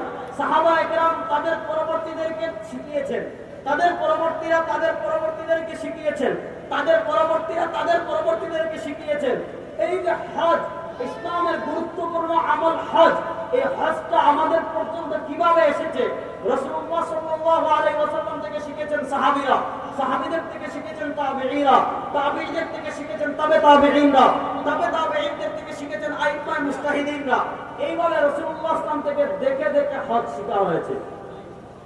এবার কেউ যদি হাদিসের 5টা কিতাব পড়ে, 10টা কিতাব পড়ে, 20টা কিতাব পড়ে, 20টা কিতাব পড়ে, কারণ না দেখে হজ না শিখে সে জীবনে গিয়ে কিতাব পড়ে হজ করতে পারবে? তার চেষ্টা লাগবে। দেখেন, একটা ঘটনা শোনাই। মুল্লা আলী কারি রাহিমাহুল্লাহর নাম আমরা সবাই শুনেছি, উলামায়ে কেরাম। মুল্লা আলী কারি রাহিমাহুল্লাহ যিনি হজের উপর কিতাব লিখেছেন, কিতাবুল মানাসিক, যেটা মানাসিকে মুল্লা আলী কারি নামে প্রসিদ্ধ। হজের যাবতীয় মাসআলা, উমরার যাবতীয় মাসআলা মুল্লা আলী কারি রাহিমাহুল্লাহ তার কিতাবুল মানাসিকে লিখেছেন। কিতাবটা লিখেছেন হজ করার আগে। উনি কিতাব লিখেছেন, কিতাব লিখে যখন হজ করতে গিয়েছেন, প্রথম করতে গিয়ে কি করেছেন? আপনি হাজরে আসওয়াদ থেকে মাকাম ইব্রাহিম দূরে রুকনে ইয়ামানি হয়ে তাওয়াফ করবেন। মুল্লা আলী কারি রাহিমাহুল্লাহ যখন তাওয়াফ শুরু করেছেন, উনি রুকনে ইয়ামানি থেকে এইদিকে যাওয়া শুরু করেছেন। এক গ্রাম্য লোক মুল্লা আলী কারির হাত ধরেছে, এই মিয়া, হজ করতে আসছেন, মিয়া তাওয়াফ করতে পারেন না, এদিকে যান, এদিকে যাচ্ছেন কেন? মুল্লা আলী কারি করতে হবে, এদিকে করা যাবে না, তুমি এটা কোথায় পেয়েছো? ওই গ্রাম্য লোক মুল্লা আলী কারি রাহিমাহুল্লাহ বলতেছে, আরে আপনি মুল্লা আলী কারির কিতাবুল মানাসিক পড়েন না? মুল্লা আলী কারি কিতাবুল মানাসিকে বলেছেন এইদিকে তাওয়াফ করতে হবে, আর আপনি উল্টা দিকে শুরু করেছেন। যেই ব্যক্তির কিতাব পড়ে ওই গ্রাম্য লোক হজ শিখেছে, তাওয়াফ শিখেছে, ওই ব্যক্তি গিয়ে তাওয়াফ শুরু করেছেন উল্টা দিকে। এটা আমি কি জন্য বললাম যে তাওয়াফ করা কিভাবে করতে হবে, হজ যাবতীয় কিভাবে করতে হবে, এটা শুধু কিতাব পড়লে আপনি শিখতে পারবেন না, বরং প্র্যাকটিক্যালে গিয়ে যদি আপনি আমল না করেন পরিপূর্ণভাবে সেটা আপনার পক্ষে সম্ভব। এটা কেন বললাম? এটাকে বলে আমলি হাদিস। রাসূলুল্লাহ সাল্লাল্লাহু আলাইহি ওয়াসাল্লামের কথা যেমন আমাদের জন্য দলিল, রাসূলুল্লাহ সাল্লাল্লাহু আলাইহি ওয়াসাল্লামের কাজ আমাদের জন্য তেমন দলিল কি দলিল না? এটা কথা বলেন না কেন? রাসূলুল্লাহ সাল্লামের আদেশ যেমন আমাদের মানা লাগবে, রাসূলুল্লাহ সাল্লামের মৌখিক নির্দেশনাবলী যেমন আমাদের মানা লাগবে, রাসূলুল্লাহ সাল্লাল্লাহু আলাইহি ওয়াসাল্লামের কর্মগতভাবে, রাসূলুল্লাহ সাল্লামের আমলগতভাবে, আমলের মাধ্যমে যে সকল হাদিস, যে সকল বিষয় আমাদের পর্যন্ত পৌঁছেছে, সে সকল বিষয় আমাদের মানা লাগবে কি লাগবে না? চাই আমি বলি, খুব মনোযোগ দিয়ে কথা বুঝবেন। রাসূলুল্লাহ সাল্লাল্লাহু আলাইহি ওয়াসাল্লামের আমল আমাদের দলিল। এজন্য ইবনে তাইমিয়া রাহিমাহুল্লাহ উনি যখন হাদিসের সংজ্ঞা দিয়েছেন যে হাদিস কি, হাদিসের সংজ্ঞা দিতে গিয়ে ইবনে তাইমিয়া রাহিমাহুল্লাহ বলেছেন যে হাদিস হলো ওয়া মা উযিফা ইলা নবী সাল্লাল্লাহু আলাইহি ওয়াসাল্লাম মিন কওলিন আও ফি'লিন আও তাকরীরিন, আল্লাহ নবী ইসলামের কথা, আল্লাহ নবী ইসলামের কাজ, আল্লাহ নবী ইসলামের মৌন সমর্থন। অর্থাৎ সাহাবা একরাম রাসূলুল্লাহ ইসলামের উপস্থিতিতে কোনো কাজ করেছেন, রাসূলুল্লাহ ইসলাম দেখেছেন, দেখার পর রাসূলুল্লাহ ইসলাম কোনো কিছু বলেন নাই। আল্লাহ নবীর কথা যেমন আমাদের মানা লাগবে, আল্লাহ নবীর কাজ যেমন আমাদের মানা লাগবে, আল্লাহ নবীর মৌন সমর্থন তেমন আমাদের মানা লাগবে কি লাগবে না? আর আসতে বলেন, আল্লাহ নবীর আমল আমাদের মানা লাগবে কি লাগবে না? এজন্য নামাজের অনেক মাসালা আপনি হাদিসের কিতাবে পাবেন না। যেমন আমি আপনাদেরকে বলি, 2 রাকাত নামাজ যদি আপনি পড়তে চান, 2 রাকাত নামাজ আপনি কাউকে দেখবেন না, কারো নামাজ দেখে শিখবেন না, আপনি সম্পূর্ণ নিজে হাদিসের কিতাব পড়ে, আমি কোনো ব্যক্তির কথা মানব না, কোনো ব্যক্তিকে দেখব না, কোনো ইমামের পিছনে দাঁড়াবো না, ইমাম কিভাবে নামাজ পড়ে এটাও দেখবো না, আমি নিজে হাদিসের কিতাব পড়ে নামাজ পড়া শিখবো। এইরকম যদি কেউ হয়, তাহলে যদি আপনি হাদিসের 50টা কিতাবও দেন, 50টা কিতাব দিয়ে বলেন এই 50টা কিতাব পড়ে তুমি 2 রাকাত নামাজের স্ট্রাকচার, কাইফিয়ত, বডিটা দাঁড় করাও, যে এখন তাকবীর, তারপরে কেরাত, তারপরে রুকু, তারপরে সিজদা, তারপরে দ্বিতীয় রাকাতে বৈঠক, তারপরে এই, তারপরে এই, তারপরে এই, তারপরে এই। আপনি যদি 50টা কিতাবও তাকে দেন, 50টা কিতাব দেখেও যদি আপনি তাকে বলেন যে 50টা কিতাব পড়ে তুমি 2 রাকাত নামাজের বডি দাঁড় করাও, 2 রাকাত নামাজের স্ট্রাকচার দাঁড় করাও, সে জীবনেও পারবে? কেন পারবে না? না পারার কারণ হলো রাসূলুল্লাহ সাল্লাল্লাহু আলাইহি নামাজ দেখেছেন কারা? কথা বলেন না যে রাসূলুল্লাহ সাল্লাল্লাহু আলাইহি নামাজ দেখেছেন কারা? আল্লাহ নবী সাল্লাল্লাহু আলাইহি ওয়াসাল্লাম এজন্য সাহাবা ইকরামকে বলেছেন, লিয়ালিয়ানি মিনকুম উলুল আহলামি ওয়ান নুহা, আমার সাহাবা ইকরাম তোমাদের মধ্যে যারা প্রজ্ঞাবান, তোমাদের ভেতর যারা ফাকিহ, তোমাদের ভেতর যারা মেধাবী, তারা আমার পিছনে দাঁড়াবে। লিয়ালিয়ানি মিনকুম উলুল আহলামি ওয়ান নুহা, তোমাদের ভেতর যারা ফাকিহ মেধাবী তারা আমার পিছনে দাঁড়াবে। কেন দাঁড়াবে? সাল্লু কামা রাআইতুমুনি উসাল্লি, তোমরা আমার পিছনে দাঁড়িয়ে দেখবে আমি কেমন নামাজ পড়ি, তোরা আমার নামাজ দেখে শিখবি, তোরা তোদের পরবর্তীদেরকে নামাজ শেখাবি, তাদের পরবর্তীরা তাদের পরবর্তীদেরকে শেখাবে, তাদের পরবর্তীরা তাদের পরবর্তীদেরকে শেখাবে, তাদের পরবর্তীরা তাদের পরবর্তীদেরকে শেখাবে। এজন্য নবীর নামাজ দেখে শিখেছেন সাহাবী, সাহাবীদের নামাজ দেখে শিখেছেন তাবেঈনরা, তাবেঈনদের নামাজ দেখে শিখেছেন তবে তাবেঈনরা, তবে তাবেঈনদের নামাজ দেখে শিখেছেন তারপরে আইম্মায়ে মুজতাহিদিনরা। এভাবে প্রত্যেক যুগের মুসলমান তাদের পূর্ববর্তী যুগের মানুষের নামাজ দেখে দেখে দেখে দেখে শিখে আসতেছে। এবার আপনি যদি বলেন আমি আমল মানি না, শুধু মৌখিক হাদিস মানি, আপনি 50 বছরেও 2 রাকাত নামাজের পূর্ণ স্ট্রাকচার দাঁড় করাতে পারবেন? এজন্য আল্লাহ নবী সাল্লাল্লাহু আলাইহি ওয়াসাল্লামের কথা যেমন মানা লাগবে, আল্লাহ নবীর আমল তেমন মানা লাগবে কি লাগবে না? দেখেন, কোন জিনিস সংরক্ষণের 2টা পদ্ধতি। যেমন একটা কথা বলি, এখানে আজকে আমাদের খালেদ সাইফুল্লাহ ইউনি সাহেব আসবেন, আল্লামা সাজিদুর রহমান আব্দুল্লাহ, আমাদের বাংলাদেশের সবার মুরব্বী, তিনি আসবেন। তিনি একটা আমল আপনাদেরকে দিলেন যে আপনারা যখন ওয়াজ মাহফিল থেকে বাড়িতে যাবেন, বাড়িতে গিয়ে সবাই 3 বার কুলহুয়াল্লাহ পড়বেন। উদাহরণস্বরূপ তিনি এই আমলটা দিলেন, একটু মনোযোগ দিয়ে বুঝেন। এবার কেউ আছেন, এটা আপনি মোবাইলে লিখছেন যে হুজুর বলেছেন বাড়িতে গিয়ে 3 বার কুলহুয়াল্লাহ পড়তে। আবার কেউ মোবাইলে লিখেননি, কি করেছেন? আপনি যখনই বাড়িতে গিয়েছেন, বাড়িতে গিয়ে 3 বার কুলহুয়াল্লাহ পড়া শুরু করে দিয়েছেন। এবার বলেন, যেই ব্যক্তি মোবাইলে লিখে নাই কিন্তু সে আমল করা শুরু করে দিয়েছে, সে যে হুজুর 3 বার কুলহুয়াল্লাহ পড়ার কথা বলেছেন এটা কি ভুলবে? কারণ সে যদি নাও লিখে কিন্তু তারপরে তো সে কি করছে? আমল করছে। কারণ এক জিনিস সংরক্ষণের 2টা পদ্ধতি, একটা হলো লিখে রাখা আর আরেকটা হলো আমলের মাধ্যমে আমল করা। সাহাবায়ে কেরাম রাসূলুল্লাহ সাল্লাল্লাহু আলাইহি ওয়াসাল্লাম যা আমল করতেন, সাহাবায়ে কেরাম সেই আমল করতেন কি করতেন না? কথা বলা বুঝে যায় নাই। রাসূলুল্লাহ সাল্লাল্লাহু আলাইহি ওয়াসাল্লাম যেভাবে পানি খেতেন, সাহাবায়ে কেরাম সেভাবে পানি খেতেন। রাসূলুল্লাহ সাল্লাল্লাহু যেভাবে হাঁটতেন সাহাবায়ে কেরাম সেভাবে হাঁটতেন। রাসূলুল্লাহ সাল্লাল্লাহু যেভাবে ঘুমাতেন সাহাবায়ে কেরাম সেভাবে ঘুমাতেন। রাসূলুল্লাহ সাল্লাল্লাহু যেভাবে হাসতেন সাহাবায়ে কেরাম সেভাবে হাসতেন। রাসূলুল্লাহ সাল্লাল্লাহু যেভাবে কাঁদতেন সাহাবায়ে কেরাম সেভাবে কাঁদতেন।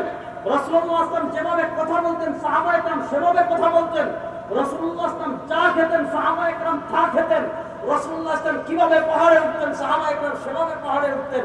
রাসূলুল্লাহ সাল্লাল্লাহু কিভাবে পাহাড় থেকে নামতেন সাহাবায়ে কেরাম সেভাবে পাহাড় থেকে নামতেন।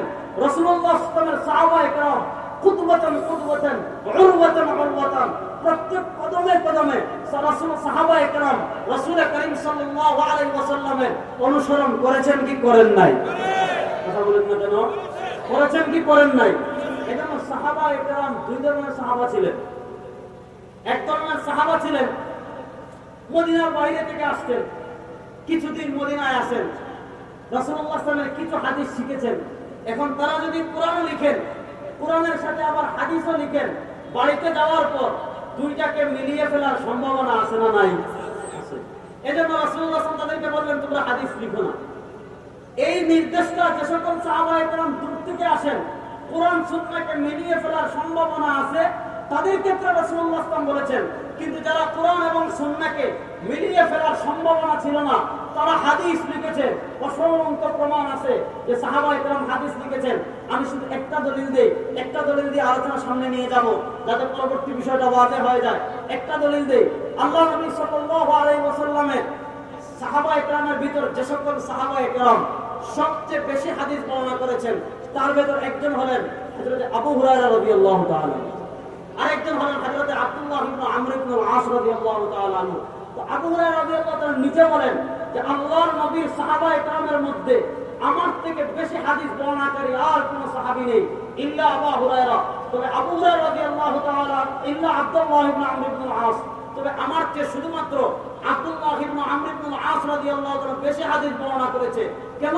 ফাইন্নাহু ইয়াকতুব, আব্দুল্লাহ ইবনে আমর ইবনে আস রাদিয়াল্লাহু তাআলা আনহু হাদিস লিখতেন ওয়ালা আক্তুব, আর আমি লিখতাম না।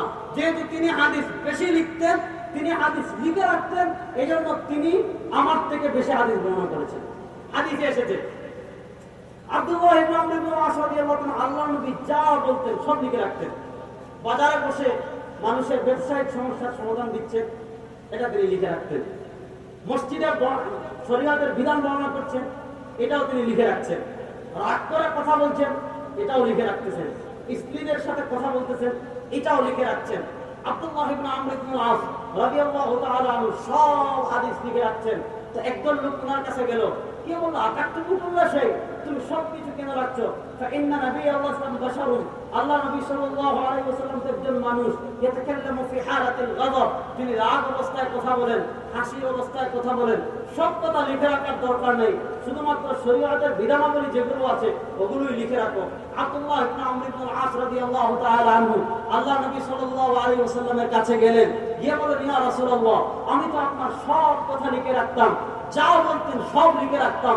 মানুষজন আমাকে বলছে সব লিখে রাখার দরকার কেন, শুধু শরীয়তের বিধানাবলীগুলো লিখে রাখো। রাগের অবস্থায় যে কথা বলেন, স্ত্রীদের সাথে যে কথাগুলো বলেন, সাধারণ অবস্থায় যে কথাগুলো বলেন, সেগুলো লিখে রাখার দরকার নেই।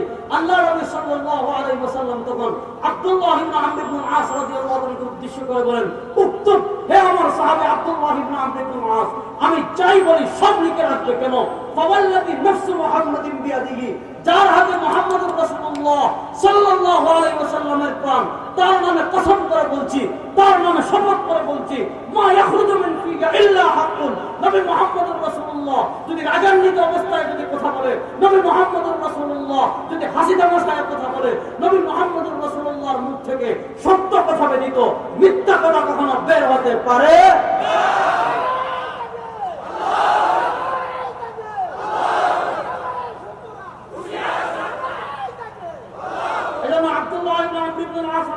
হাদিস লিখে রেখেছেন। এবং আমরা যারা ছাত্র ভাইরা আছি, একটু পড়াশোনা করি, মিশকাত শরীফ থেকে আসা শুরু হবে। আন আমর ইবনে শুআইব আন আবিহি আন জাদ্দিহি, হাদিসের প্রত্যেক কিতাবে এই সনদ পাবেন। আমর ইবনে শুআইব তার পিতা থেকে, তিনি তার দাদা থেকে। ওই যে আব্দুল্লাহ ইবনে আমর ইবনে আস রাদিয়াল্লাহু তাআলা আনহু, আল্লাহ নবী সাল্লাল্লাহু আলাইহি ওয়াসাল্লামের হাদিস লিখে রেখেছিলেন। তিনি একটা ছোট্ট পুস্তিকা বানিয়েছিলেন, একটা বই বানিয়েছিলেন, যে বইয়ের নাম ছিল আস-সাদিকা, সহিফা আস-সাদিকা। ওই আস-সাদিকা নামক সহিফা থেকে যত হাদিস এসেছে সব হাদিস আন আমর ইবনে শুআইব আন আবিহি আন জাদ্দিহি এই সনদে হাদিস এসেছে। এজন্য এই সকল আহম্মকরা, এই সকল মূর্খরা, এই সকল জ্ঞান কবিরা, এই সকল ভয়ঙ্কর পথভ্রষ্ট যারা আছে, যারা সাহাবা একরাম হাদিসের লিখেননি, এই অভিযুক্তরা হাদিস মানতে চায় না, তাদেরকে বড় আহম্মক পৃথিবীতে আর কেউ। কত সাহাবী হাদিস লিখেছেন। আল্লাহ নবী সাহাবী হযরত আলী রাদিয়াল্লাহু তাআলা আনহু হাদিস লিখেছেন। আলী রাদিয়াল্লাহু তাআলা আনহু কে এক ব্যক্তি প্রশ্ন করেছে, হাল ইনদাকা শাইউন গায়রুল কোরআন, আল্লাহ নবী আপনাকে কোরআন ছাড়া অন্য কোনো কিছু নতুন কোনো বিধান দিয়ে গিয়েছেন কিনা? দেখেন শিয়ারা আলী রাদিয়াল্লাহু আনহুকে নিয়ে বাড়াবাড়ি করে, বেরলভী বেদাতীরা আলী রাদিয়াল্লাহু আনহুকে নিয়ে বাড়াবাড়ি করে। তো এক লোক প্রশ্ন করেছে, আপনার কাছে কোরআন ছাড়া আর কিছু আছে কিনা? উনি বলেন, না, আমার কাছে কোরআন ছাড়া কিছু নেই, ইল্লা হাদিস সহিফা, তবে কোরআন ছাড়া আরেকটি সহিফা আছে। এই সহিফাতে কি? আল্লাহ নবী সাল্লাল্লাহু আলাইহি ওয়াসাল্লামের ফাইন্না ফীহি, ওই সহিফাতে কি? আল্লাহ নবী সাল্লাল্লাহু আলাইহি ওয়াসাল্লামের হুদুদ এবং কিসাস সংক্রান্ত যত বিধান ছিল, আলী রাদিয়াল্লাহু তাআলা আনহু এটা লিখে রেখেছিলেন। লিখে রেখে তার ছেলেকে বলেছিলেন, ইযহাব ইলা উসমান, তুমি ওই যে আমি আল্লাহ নবী সাল্লাল্লাহু আলাইহি ওয়াসাল্লাম থেকে হুদুদ এবং কিসাস যাকাতের বিধান সংক্রান্ত যে হাদিসগুলো লিখেছি, এইটা নিয়ে তুমি আমিরুল মুমিনিন উসমান গনি রাদিয়াল্লাহু তাআলার কাছে যাও। ফাইন্না ফীহি আহকামাজ যাকাতি, ফাইন্না ফীহি আহকামাল ফারাইদ, কারণ ফরাইদ মানে হলো জমির ভাগ বন্টন, মিরাসি সম্পত্তির ভাগ বন্টন সংক্রান্ত যত হাদিস আছে, আমি যেহেতু এটা লিখে রেখেছি, তুমি এটা নিয়ে উসমান রাদিয়াল্লাহু তাআলার কাছে যাও। আলী রাদিয়াল্লাহু তাআলা লিখেছেন, আব্দুল্লাহ ইবনে আমর ইবনে আস রাদিয়াল্লাহু তাআলা লিখেছেন, আবু শাহ রাদিয়াল্লাহু তাআলা লিখেছেন, রাফি ইবনে খাদিজ রাদিয়াল্লাহু তাআলা লিখেছেন, আরো অনেক সাহাবী লিখেছেন। এজন্য যারা হাদিস না লেখার অভিযুক্তরা হাদিস মানতে চায় না, এরা কি হেদায়েত প্রাপ্ত না পথভ্রষ্ট? কথা বলেন না কেন? এবার বলুন, বাংলাদেশে যারা বলে আহলে কোরআন, কোরআন রিসার্চ ফাউন্ডেশন, যারা বলে আমরা শুধু কোরআন মানি হাদিস মানি না, এরা কি সঠিক আহলুস সুন্নাহ ওয়াল জামাতের অনুসারী না পথভ্রষ্ট জাহান্নামী ফিরকা? এই পথভ্রষ্ট জাহান্নামী ফিরকাদের অন্তর্ভুক্ত কিছু কিছু বাউল আর কিছু কিছু মডারেট নেতা, যারা বুরকা পান না, পর্দা কোরআনে পান না। আচ্ছা, আপনি যদি কোরআনে আমরা ধরে নিলাম সময় পাবে, আপনি পাইলেন না, কোরআনে আছে, আপনি পান না, এটা আপনার সমস্যা। কথা বলেন না কেন? আপনি পান না, এটা আপনার সমস্যা। কোরআনে আছে, কোথায় আছে? যদি আমাদের সামনে বসেন, আমাদের সাথে যদি বসেন, যেখানেই বসতে চান, আমরা কোরআন থেকেই আপনাকে দেখাবো ইনশাআল্লাহ। কোরআনে যদি আপনি নাও পান, হাদিসটা খুঁজেন, বুখারীতে তো পেয়ে যাবেন, মুতালাফিফাতুম বিমুরুতিহিন্না, আয়েশা রাদিয়াল্লাহু তাআলা হাদিস তো আছে যে আয়েশা রাদিয়াল্লাহু তাআলা আনহা যখন নামাজ পড়তে যেতেন, একদম বিশাল ইয়ে দিয়ে মুতালাফিফাতুম বিমুরুতিহিন্না, একদম নিজের আপাদ মস্তক মাথা থেকে নিয়ে পা পুরোটা নিজেকে ঢেকে ফেলতেন। দেখেন, আয়েশা রাদিয়াল্লাহু তাআলা পেয়েছেন, আপনার মতো 2 পয়সার লোক না পাইলেও কোনো সমস্যা। এজন্য মৌলিক বিষয়টা বুঝেন, আমাদেরকে যেমন কোরআন মানা লাগবে, এখন আমাদেরকে তেমন হাদিস মানা লাগবে কি লাগবে না? এবার পরবর্তী প্রসঙ্গে আসেন, এই প্রসঙ্গে ইশারা দিয়ে শেষ করব। বলবেন, রেজাউল করিম আবরার সাহেব এতক্ষণ খুব ভালো কথা বলেছেন, এতক্ষণ আপনার কথার সাথে পরিপূর্ণভাবে একমত যে কোরআন মানা লাগবে, হাদিস মানা লাগবে। আজকে আপনার ওয়াজটা শুনলাম, আপনার ওয়াজ মানি তো খালি মানুষের বিরুদ্ধে বলেন। আজকে আপনি লাইনে ওয়াজ করছেন যে কোরআন আর হাদিস মানতে হবে, কোরআন হাদিসের বাইরে মাযহাব, আপনিই তো বললেন কোরআন আর হাদিস মানতে হবে, তাহলে কোরআন হাদিস বাদ দিয়ে আপনারা মাযহাব আরেকটা মানে লিখেন। আমাদের কিছু ভাইরা এই প্রশ্ন করেন কি করেন না? কথা বলা হয়, আপনারা কিছুই বুঝতেছেন না। আমাদের কিছু ভাইরা এই প্রশ্ন করেন কি করেন না? দেখেন, আমাদের সমাজে অনেক ভাবে হাদিস অস্বীকারের ফিতনা চলছে। একদল আছে হাদিস মানেই না, হাদিস মানেই না, আর আরেকদল আছে কি, এরা কিভাবে হাদিস অস্বীকার করে? এরা বলবে আমরা শুধু বুখারীর হাদিস মানি, মুসলিমের হাদিস মানি, বুখারী মুসলিমের হাদিস বাদ দিয়ে আর কোনো কিতাবের হাদিস তারা মানতে চায় না। এজন্য আপনি যখন হানাফি মাযহাবের কোনো মাসআলার পক্ষে ইবনে মাজাহ থেকে দলিল দিবেন, তিরমিজি শরীফ থেকে দলিল দিবেন, আবু দাউদ শরীফ থেকে দলিল দিবেন, মুসনাদে আহমদ থেকে দলিল দিবেন, মুসান্নাফ ইবনে আবি শাইবা থেকে দলিল দিবেন, বা হাদিসের মুসনাদ আবু ইয়ালা আল-মাওসুলি থেকে দলিল দিবেন, মুসনাদে বাজ্জার থেকে দলিল দিবেন, মুসনাদে আবু দাউদ তায়ালিসি থেকে দলিল দিবেন, মুসনাদুল ইমাম আবি হানিফা আল-খারিসি ওয়া আল-খাওয়ারিজমি, বা ইমাম তাহাবী রাহিমাহুল্লাহ শারহ মুআনিল আসার, শারহ মুশকিল আল-আসার, ইমাম মুহাম্মদের কিতাবুল হুজ্জা আলা আহলিল মদিনা, ইমাম আবু ইউসুফের কিতাবুল খারাজ, ইমাম আবু বকর জাসসাসের আহকামুল কোরআন বা শারহুল মুখতাসারিত তাহাবী, হাদিসের এই সকল কিতাব থেকে যখন আপনি দলিল দিবেন, দেখবেন আমাদের সমাজে কিছু ভাই আছেন বলবেন বুখারী থেকে দেখান, মুসলিম থেকে দেখান। কিছু ভাই আছেন না নাই? দেখেন কত ভাবে আমরা হাদিস অস্বীকার করি। আচ্ছা বলেন তো, দুনিয়ার সব হাদিস বুখারী শরীফে আসছে? কথা বলেন না দেখি। ইমাম বুখারী নিজে বলেন, এটা শুরুতুল আইম্মাতুল খামসা ইমাম হাকিমি এনেছেন, খতিব বাগদাদী রাহিমাহুল্লাহ তারিখে বাগদাদের সনদ সহ এনেছেন। ইমাম বুখারী নিজে বলেন, তিনি নিজে বলতেছেন, লাম আখরুজ ফি হাযাল কিতাবি ইল্লা মা সাহহা, যে যত আমার কিতাবে আমি যত হাদিস এনেছি সব হাদিস হলো সহিহ। আমার কিতাবে যত হাদিস এনেছি সব হাদিস সহিহ, কিন্তু ওয়াতারাক্তু মিনাস সিহাই লিহালিত তুল, আমার কিতাবে যত হাদিস এনেছি এই হাদিসের বাইরে আরো অসংখ্য অগণিত সহিহ হাদিস আছে। আর আসতে বলেন, ইমাম বুখারী নিজে বলেন, আমার কিতাবে আমি যত হাদিস এনেছি সব হাদিসগুলো সহিহ, কিন্তু বুখারী শরীফের বাইরে আর অসংখ্য অগণিত সহিহ হাদিস আছে, যে সহিহ হাদিসগুলো আমি বুখারীতে আনি।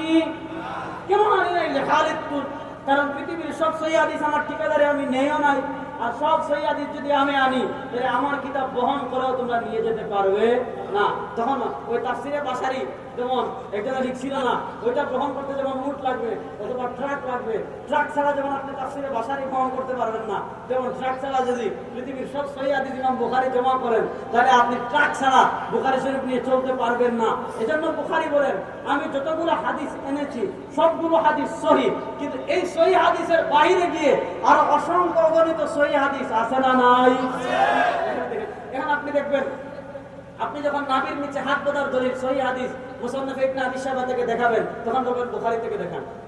আপনি যখন আমিন আস্তে বলার সহিহ হাদিস আর মুস্তাদরাক আলা সহিহাইন হাকিম নিশাপুরী রাহিমাহুল্লাহ মুস্তাদরাক হাকিম থেকে দেখাবেন, তখন বলবেন কি করেন? সহিহ হাদিস থেকে দেখান। আমরা যে ইমামের পিছনে ফাতিহা পড়ি না, আমাদের সহিহ দলিল মুসনাদে আহমদ জাবের রাদিয়াল্লাহু আনহু থেকে এসেছে, আপনি যখন মুসনাদে আহমদ থেকে দিবেন বলবে বুখারী শরীফ থেকে দেখান। এই দেখেন কিভাবে হাদিস অস্বীকার করে, চিন্তা করেন। অথচ আচ্ছা বলেন তো, ইমাম বুখারী আলাইহির রাহমা ইন্তেকাল করেছেন 256 হিজরিতে। ইমাম বুখারী আলাইহির রাহমা যখন পৃথিবীতে ছিলেন না, ইমাম বুখারী আলাইহির রাহমা যখন পৃথিবীতে ছিলেন না, তখন পৃথিবীতে সহিহ হাদিস ছিল কি ছিল না? মনে হচ্ছে যে আমার কথা আপনারা তো শিক্ষিত, আমার থেকে অনেকে আছেন বেশি পড়াশোনা করেন, একটু বলেন। ইমাম বুখারী আলাইহির রাহমা জন্ম 256 হলো ওফাত, তাহলে 256 যদি ওনার ইন্তেকাল হয় তো 256 হিজরির আগে 100 শতাব্দীতে 100 শতাব্দীর আগে 200 শতাব্দীর সূচনা লগ্নে পৃথিবীতে হাদিস ছিল কি ছিল না? পৃথিবীতে সহিহ হাদিস ছিল কি ছিল না? ইমাম বুখারীর আগে পৃথিবীতে সহিহ হাদিস ছিল। এবার দেখেন, ইমাম আবু হানিফা ইন্তেকাল করেছেন 150 হিজরিতে, ইমাম বুখারী আলাইহির রাহমার 100 বছর আগে। কত বছর আগে? এবার বলুন, ইমাম বুখারী হলেন ইমাম আবু হানিফার 100 বছর, বলেন না কথা? ইমাম বুখারী হলেন ইমাম আবু হানিফার 100 বছর, আর ইমাম আবু হানিফা হলেন ইমাম বুখারীর 100 বছর। এবার বলেন তো, আপনি ইমাম আবু হানিফার দলিল গিয়ে বুখারীতে খুঁজবেন না বুখারীর দলিল ইমাম আবু হানিফার কিতাবে খুঁজবেন? কারণ ইমাম বুখারীর জন্মের আগে ইমাম আবু হানিফা কিতাব লিখে গিয়েছেন, কিতাবুল আসার। দেখেন আজকে কত ভাবে আমাদেরকে বিভ্রান্ত করা হয়। একদল বের হয়েছে, এরা আপনাকে প্রশ্ন করে, আচ্ছা তোমরা যে ইমাম আবু হানিফাকে মানো, ইমাম আবু হানিফা তো যেমন আমি ইমাম বুখারীকে মানি, বুখারীর কিতাব আছে। যারা ইমাম মালিককে মানে ইমাম মালিকের মুয়াত্তা মালিক আছে। যারা ইমাম শাফিঈকে মানে ইমাম শাফিঈর কিতাবুল উম আছে। ইমাম মালিকের মুয়াত্তা মালিক আছে, মুয়াত্তা মালিক ইমাম মালিকের নির্দেশে মুদাওয়ানাতুল কুবরা লেখা হয়েছে। ইমাম আহমদ ইবনে হাম্বল মুসনাদে আহমদ 52 খণ্ডে লিখেছেন। তোমাদের ইমাম আযম আবু হানিফা তো কোনো কিতাব লেখে নাই, তোমরা কারে মানবা? তো সাধারণ মানুষ বলবে তো কথা তো ঠিক, অথচ এই কথা। আচ্ছা এখন দিন না রাত? দেখেন এই কথাটা একটু জুড়ে বলেন, এখন দিন না রাত? আচ্ছা এখন যদি কেউ বলে দিন, তার কথা সত্য না মিথ্যা? সত্য কথা, দেখছেন? এখন যদি এখন সবার মতে এখন যদি কেউ বলে এখন রাত না এখন দিন, তার কথা সত্য না মিথ্যা? এখন যদি কেউ বলে দিন, তার কথা যেমন একদম কোন ধরনের সন্দেহ ছাড়া মিথ্যা। তেমন কেউ যদি বলে ইমামে আযম আবু হানিফা হাদিসের কোন কিতাব লিখেন না, এই কথা তার থেকে আরো বড়। হাফেজ জালালউদ্দিন সুয়ুতী, আল্লাহর আজীব কারিশমা। এখনকার যুগের তো যারা সূরা ফাতিহা পড়তে পারে না, সূরা ফাতিহা যদি আপনি বম মারেন বিশুদ্ধ করে পড়তে পারবে না। হাদিসের একটা কিতাব যদি আপনি ধরিয়ে দেন, হাদিসের যে কোনো কিতাব, মনে করেন বুখারী শরীফ না হয় বাংলা আছে, মুসনাদে আহমদ তো আর বাংলা নাই, মুসনাদে আহমদ আপনি ধরিয়ে দিলেন যে ভাই মুসনাদে আহমদের একটা পৃষ্ঠা পড়েন, যদি বম মারেন তার মধ্যে যে বম মেরেও দেখে এক পৃষ্ঠা পড়াইতে পারে কিনা দেখবেন, পড়তে পারবে না। এরপরে আরো শুনেন, একটা হাদিস সহিহ কি জয়ীফ আপনি সনদ পর্যালোচনা করবেন, আসমাউল রিজালের যতগুলো কিতাব আছে, জরাহ তাদিরের যতগুলো কিতাব আছে, বম মারলেও পড়তে পারবে না। এই ধরনের যে সমস্ত লোক আছে একেবারে কিচ্ছু পারে না, দেখবেন ইমামে আজম আবু হানিফা রাহিমাহুল্লাহর বিরুদ্ধে বড় বড় লেকচার আর ডায়লগ দিচ্ছে কি দিচ্ছে না। অথচ ইমামে আজম আবু হানিফা রাহিমাহুল্লাহ আল্লাহর এক আজীব কারিশমা। ইমামে আজম আবু হানিফা রাহিমাহুল্লাহর বিরোধিতা অনেক ইমামগণ তাআসসুবের কারণে করেছেন। যারা ইমামে আজম আবু হানিফা রাহিমাহুল্লাহর বিরোধিতা করেছেন, এই বিরোধিতার জবাব আমাদের মাযহাবের কোন ইমাম দেওয়া লাগে নাই। এই মাযহাবের এই সমস্ত আপত্তির জবাব ইমামে আজম আবু হানিফা রাহিমাহুল্লাহর পক্ষে অন্যান্য মাযহাবের ইমামগণ দিয়ে গিয়েছেন। ইমাম ইবনে আব্দুল বার মালিকি রাহিমাহুল্লাহ, মালিকি মাযহাবের ইমাম, 463 হিজরিতে ইন্তেকাল করেছেন। তিনি কিতাব লিখেছেন আল ইনতিকা ফি বায়ানি ফাদাইলিল আইম্মাতিস সালাসাতিল ফুকাহা। তিনি সেই কিতাবে লিখে দিয়ে গিয়েছেন। জালালউদ্দিন সুয়ুতী রাহিমাহুল্লাহ 911 হিজরিতে ইন্তেকাল করেছেন। শাফি মাযহাবের বড় ইমাম ছিলেন। তিনি কিতাব লিখেছেন তাবিয়ুস সহিফা ফি মানাকিবিল ইমামিল আযম আবি হানিফা। তিনি জবাব দিয়ে গিয়েছেন। শেখ সালেহ আশ-শামী, তিনিও হানাফি না, তিনি কিতাব লিখেছেন উকুদুল জুমান ফি সিরাতিল ইমাম আবি হানিফা আন-নু'মান। তিনি লিখে গিয়েছেন। হাফিজ সুয়ুতী রাহিমাহুল্লাহ তার তাবিয়ুস সহিফার ভিতরে একটা কথা লিখেছেন, ومن مناقب أبي حنيفة التي انفرد بها أنه أول من دبر علم الشريعة ورتبه أبوابا ثم تبعه مالك في ترتيب الموطأ ولم يسبق أبا حنيفة أحد। সুয়ুতী রাহিমাহুল্লাহ তাবিয়ুস সহিফার ভিতর বলেন, ওমিন মানাকিব আবি হানিফা, ইমামে আযম আবু হানিফা রাহিমাহুল্লাহ একটা একক বৈশিষ্ট্য হলো আল্লাতী ইনফারাদা বিহা, যে বৈশিষ্ট্য তার একক, যে বৈশিষ্ট্যের মধ্যে আর কেউ শরীক নেই। সেই বৈশিষ্ট্যটা কি? আন্নাহু আউয়ালু মান দাওয়ারা ইলম আশ-শরিয়া, তিনি ইসলামী শরিয়াতের প্রথম কিতাবুল আসার নামক হাদিসের কিতাব লিখেছেন। ওয়ালাম ইয়াসবাক আবা হানিফা আহাদুন, ইমাম আবু হানিফার আগে পৃথিবীতে প্রথম কেউ পূর্ণভাবে হাদিসের কিতাব লিখে নাই। সুম্মা তাবিআহু মালিক ফি তারতিবিল মুওয়াত্তা, পৃথিবীতে পরিচ্ছেদ আকারে, বাব আকারে, পরিচ্ছেদ আকারে, অধ্যায় আকারে সুবিন্যস্ত করে প্রথম হাদিসের কিতাব লিখেছেন ইমামে আযম, বলেন না ইমামে আযম আবু হানিফা। ইমামে আযম আবু হানিফা রাহিমাহুল্লাহর আগে এভাবে বিন্যস্ত করে, সুবিন্যস্ত করে কেউ কোনো কিতাব লিখে নাই। এজন্য ইমামে আযম আবু হানিফা রাহিমাহুল্লাহর লেখা কিতাব আছে। আজকে চামচিকা, চামচিকায় সূর্যরে গালি দিলে কিছু সময় মানা যায়, কারণ যে চামচিকা তো একটা প্রাণী, একটা আল্লাহর মাখলুক। সূর্য যেমন আল্লাহর মাখলুক, চামচিকাও আল্লাহর একটা মাখলুক। চামচিকা কিছুক্ষণ সূর্যের গালি দিলে মানা যায়, কিন্তু চামচিকার থেকে অধম যে ব্যক্তি সূরা ফাতিহাও পড়তে পারে না, ওই ব্যক্তি যেমন ইমামে আযম আবু হানিফা রাহিমাহুল্লাহকে গালি দেয়, বুঝতে হবে পৃথিবী ধ্বংসের আর বেশি দিন বাকি। কারণ মূর্খরা যখন সমাজের ফতোয়া দেওয়া শুরু করবে, ইমামে আযম আবু হানিফার ভুল ধরা শুরু করবে, বুঝতে হবে পৃথিবী ধ্বংসের আর বেশি দিন বাকি। এজন্য আমাদেরকে 1 নম্বরে মানতে হবে কোরআন। বলেন, আমাদেরকে 1 নম্বরে মানতে হবে কুরআন। আর আসতে বলেন, জোরে বলেন, হাত তুলে বলেন, 1 নম্বরে মানতে হবে, 1 নম্বরে মানতে হবে। আমরা সবাই কোরআন মানে কি মানি না? এই জোরে বলেন, কোরআন মানে কি মানি না? 2 নম্বরে মানতে হবে রাসূলুল্লাহ সাল্লাল্লাহু আলাইহি ওয়াসাল্লামের সুন্নাহ, 2 নম্বরে মানতে হবে। এবার আসেন, কোরআন সুন্নাহ যদি মানেন, আমরা সব লাইনে ওয়াজ করলেন 50, এটা বুঝাই ওয়াজ শেষ আজকের মতো। অনেকক্ষণ হয়ে গিয়েছে, আমি তো ভাবছি 1 ঘন্টা 10 মিনিট হয়ে গিয়েছে, এত সময় কথা বলার সুযোগ পাবো এত বড় বড় আলেমদের মাঝে, এটা তো আমি কল্পনা করতে পারি নাই। এটা শুধু জবাব দেই, ইসলামী শরিয়াত, মনোযোগ দিয়ে শুনেন।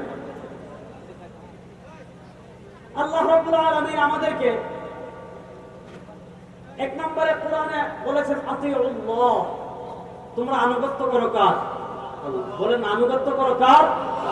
2 নম্বরে বলেছেন ওয়াতিউর রাসূল, আনুগত্য করো কার? রাসূলের। আর 3 নম্বরে বলেছেন উলুল আমরি মিনকুম, তোমরা আনুগত্য করো উলুল আমরে। কার? উলুল আমর। এই উলুল আমর জিনিসটা এটা বুঝাই আজকে শেষ। উলুল আমর ইমাম আবু বকর জাসসাস রাহিমাহুল্লাহ 371 হিজরিতে ইন্তেকাল করেছেন। তার একটা বিখ্যাত বই আছে আহকামুল কোরআন, তাফসীরের কিতাব। আহকামুল কোরআনের ভিতরে ইমাম আবু বকর জাসসাস রাহিমাহুল্লাহ লিখেছেন উলুল আমর হুমুল ফুকাহা। উলুল আমর হলেন ফুকাহায়ে কেরাম, অর্থাৎ যারা কোরআন সুন্নাহর গভীর জ্ঞান রাখেন। তো আমরা যারা সাধারণ মানুষ কোরআন সুন্নাহর গভীর জ্ঞান রাখি না, আমাদের কোরআন সুন্নাহ অনুযায়ী আমল করার দরকার আছে না নাই? তো আমরা যারা গভীর জ্ঞান রাখি না, তারা কোরআন সুন্নাহ অনুযায়ী আমল করব কিভাবে? ফুকাহায়ে কেরাম রিসার্চ করে যে সমাধানটা দিবেন এই সমাধান অনুযায়ী।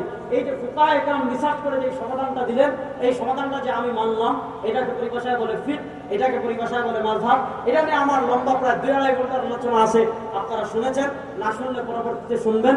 আজকে শুধু এই পর্যন্ত এই কথাগুলো বললাম। আমাদেরকে কোরআন মানতে হবে, সুন্নাহ মানতে হবে, কোরআন সুন্নাহর খোঁজ নিতে হবে সাহাবায়ে কেরাম থেকে এবং ফুকাহায়ে কেরাম থেকে। আহলে কোরআন যারা বলে আমরা শুধু কোরআন মানি, হাদিস মানি না, তাদের অপপ্রচারে আমরা বিভ্রান্ত হব না। আমরা কোরআন সুন্নাহ মানব ফুকাহায়ে কেরামের সহযোগিতা নিয়ে। কোরআন সুন্নাহ মানব কার সহযোগিতা নিয়ে? ফুকাহায়ে কেরামের সহযোগিতা নিয়ে। আমি এই পর্যন্ত বললাম ইন আসাবতু ফামিনাল্লাহ ওয়া ইন আখতাতু ফামিন্নি ওয়া মিনাশ শাইতান। সুবহানাকাল্লাহুম্মা ওয়া বিহামদিকা আশহাদু আল লা ইলাহা ইল্লা আনতা আস্তাগফিরুকা ওয়া আতুবু ইলাইক। আচ্ছা, প্রশ্নকারী মোহাম্মদ শাহিনউদ্দিন ইমন প্রশ্ন। আসসালামু আলাইকুম সাহেব। ওয়ালাইকুম আসসালাম। প্রচলিত আছে শবে বরাত ও শবে কদরে নামাজের আগে গোসল করে কথা না বলে 2 রাকাত নফল নামাজ পড়ে মুনাজাত করলে দোয়া কবুল হয়। আসলে এই কথাটির ভিত্তি কি? অনেক কথা। এখন তো কিছু ভাই আছেন যারা শবে বরাতই মানেন না, ঠিক না? ওরা বলেন শবে বরাতই নাই। তো গত বছর শবে বরাতের আগের দিন আমাদের আহলে হাদিস ভাইদের এক বড় শায়েখ আছেন, শায়েখ আকরামুজ্জামান বিন আব্দুস সালাম। তো তিনি ফেসবুকে স্ট্যাটাস দিয়েছিলেন যে মদিনার আলেমরা যে সকল জাল হাদিস ডাস্টবিনে নিক্ষেপ করে, মদিনার আলেমরা যে সকল জাল হাদিস ডাস্টবিনে নিক্ষেপ করে, বাংলাদেশে আলেমরা সেই জাল হাদিসগুলো ডাস্টবিন থেকে কুড়িয়ে তুলে কি করেছে? শবে বরাত বানিয়ে ফেলেছে। তুমি যখন এই জঘন্য কথাটা বললেন, তখন আমি ফেসবুকে বলে সাগর ভাইকে বললাম, ঠিক আছে আকরামুজ্জামান বিন আব্দুস সালাম সাহেবকে বলেন আমার সাথে ডিবেটে বসতে। তো আল্লাহর বান্দা আমার সাথে ডিবেটে বসেছিলেন। পুরা পৃথিবীর মানুষজন দেখেছে যে আল্লাহর বান্দা ডিবেটে স্বীকার করতে বাধ্য হয়েছেন যে শবে বরাতের ফজিলত অবশ্যই আছে। অনেক সহিহ হাদিস আছে। আল্লাহর নবীর প্রথম এই রাতের ফজিলত আছে, 1 নম্বর। 2 নম্বর হলো এই রাতে আমরা কি করব? রাসূলুল্লাহ সাল্লাল্লাহু আলাইহি ওয়াসাল্লাম থেকে হাদিসে যতটুকু প্রমাণিত হয়েছে, আল্লাহ নবী ইসলাম এই রাত্রে একাকী আমল করেছেন। আমাদের দেশে শবে বরাত কেন্দ্রিক অনেক কুসংস্কার আছে। শবে বরাতের রাত্রে নির্দিষ্ট 12 রাকাতের নামাজ পড়া, শবে বরাতের রাতে গোসল করা, শবে বরাতের দিন হালুয়া খাওয়া, মিষ্টি খাওয়া। তো হালুয়া মিষ্টি আপনি খেতে পারেন, নিষেধ না। আপনি আজকে যেমন খেতে পারেন, অন্যান্য দিন যেমন খেতে পারেন, স্বাভাবিক হিসাবে শবে বরাতের দিন খেতে পারেন। কিন্তু শবে বরাতের দিন হালুয়া খেলে সওয়াব বেশি, এরা মনে করে কি করা যাবে না, খাওয়া যাবে না। দেখেন, উপমহাদেশের একজন বিখ্যাত আলেম ছিলেন মওলানা আব্দুল্লাহ লাখনবী রাহিমাহুল্লাহ। তিনি কিতাব লিখেছেন আল আসারুল মারফুআ ফিল আখবারিল মাওযুআ, সেখানে আলোচনা করেছেন। আমাদের বাংলাদেশের একজন বরেণ্য আলেম শেখ তাহমিদুল মাওলা হাফিজাহুল্লাহ, তিনি কিতাব লিখেছেন আল ইতিবার বিমা ওয়ারাদা ফি লাইলাতিন নিসফি মিন শাবান মিন আল আহাদিস ওয়াল আসার। তিনি লিখেছেন, ভাইজান আসছে, আচ্ছা আমি শেষ করে দিচ্ছি, এটা উত্তরটা দিয়ে দেই। ইমাম ইবনে রাজব হাম্বলি রাহিমাহুল্লাহ লাতাইফুল মাআরিফে লিখেছেন, এই যে আমাদের সমাজে যে কুসংস্কার, শবে বরাতের রাতে গোসল করে কথা না বলে নামাজ পড়া, এগুলো সব কুসংস্কার। এগুলো যদি আপনি করেন এটা বিদআত হয়ে যাবে। কারণ রাসূলুল্লাহ সাল্লাল্লাহু আলাইহি ওয়াসাল্লাম সাহাবায়ে কেরাম থেকে এই ধরনের কোনো আমল প্রমাণিত না। এই রাতে রাসূলুল্লাহ সাল্লাল্লাহু আলাইহি ওয়াসাল্লাম থেকে ইমাম বাইহাকী রাহিমাহুল্লাহ শুআবুল ঈমান হাদিস শেষ করে দিলেন। আল্লাহু আকবার, নারে তাকবীর, নারে তাকবীর, আল্লাহু আকবার, নারে তাকবীর, আল্লাহু আকবার। আরিফ বিন হাবিব সাহেবের আগমন, শুভেচ্ছার স্বাগতম, শুভেচ্ছার স্বাগতম। আরিফ বিন হাবিব সাহেবের আগমন এলাকাবাসীর পক্ষ থেকে লাল গোলাপ শুভেচ্ছা, নারে তাকবীর, আল্লাহু আকবার। আমি বাংলা করি। ইসলামী শরিয়াতে হিংসা করা হারাম, ঈর্ষা করা প্রশংসনীয়। হিংসা যেমন আপনি আমাকে হিংসা করলেন, এটা হারাম। ঈর্ষা করা যে এই ভাই এরকম তার মতো হওয়া। তো আমার ভাইকে আমি একটা ক্ষেত্রে ঈর্ষা করি, সেটা হলো হিফজুন নুসুস। বর্তমান পৃথিবীর একজন বড় আলেম আছেন শেখ মোহাম্মদ আল্লামা হাফিজাহুল্লাহ, হানাফি মাযহাবের অনেক বড় আলেম। আগে মদিনায় ছিলেন, এখন ইস্তাম্বুলে থাকেন, তুরস্কে। বর্তমান বাংলাদেশের সবচেয়ে বড় আলেমদের একজন মাওলানা মোহাম্মদ আব্দুল মালিক হাফিজাহুল্লাহকে উদ্দেশ্য করে শেখ মোহাম্মদ আল্লামা একবার একটা চিঠি লিখেছিলেন, যেটা আল কাসারে প্রকাশিত হয়েছিল। সেখানে তিনি বাংলাদেশের তালিবুল ইলম ছাত্র ভাইরা যারা আছেন তাদেরকে বলেছিলেন হিফজুন নুসুস, বেশি করে নস মুখস্থ করা। তো আমরা কিন্তু এটার ক্ষেত্রে অনেক পিছিয়ে। তো আমি আগে মুখস্থ করতাম, মধ্যখানে বাদ দিয়ে দিয়েছিলাম। আমার ভাই আরেকদিন হাবিব ভাইয়ের বয়ান যখন আসা শুরু হয়েছে, তার বক্তব্য দেখে ঈর্ষা করে অনুপ্রাণিত হয়ে আমাদের আহকামের হাদিসগুলো আমি আবার মুখস্থ করা শুরু করেছি। আলহামদুলিল্লাহ, ভাই এসেছেন, এত সুন্দর বয়ান, আমাদের জন্য অনেক বড় নিয়ামত, তিনি বয়ান করবেন। আমার তো ওই শুনে আমি দু চারটা কথা বলেছি, এই জন্য এটাই বলে শেষ করি। তো ইমাম বাইহাকি রাহিমাহুল্লাহ শুআবুল ঈমানে হাদিসটা এনেছেন এবং সনদের ব্যাপারে বলেছেন ইসনাদুল জাইয়িদ, মুরসালুল জাইয়িদুন, সনদটি যদিও মুরসাল তারপরে উত্তম। রাসূলুল্লাহ সাল্লাল্লাহু আলাইহি ওয়াসাল্লাম এই রাতে আম্মা জান আয়েশা রাদিয়াল্লাহু আনহার ঘরে একাকী নামাজ পড়েছেন, মদিনার কবর একাকী জিয়ারত করেছেন। এজন্য এই রাত ফজিলতপূর্ণ রাত। এই রাতে আপনি একাকী ইবাদত করবেন। এই রাতে কোনো সম্মিলিত ইবাদত নয়, সম্মিলিত ইবাদত বেদাত।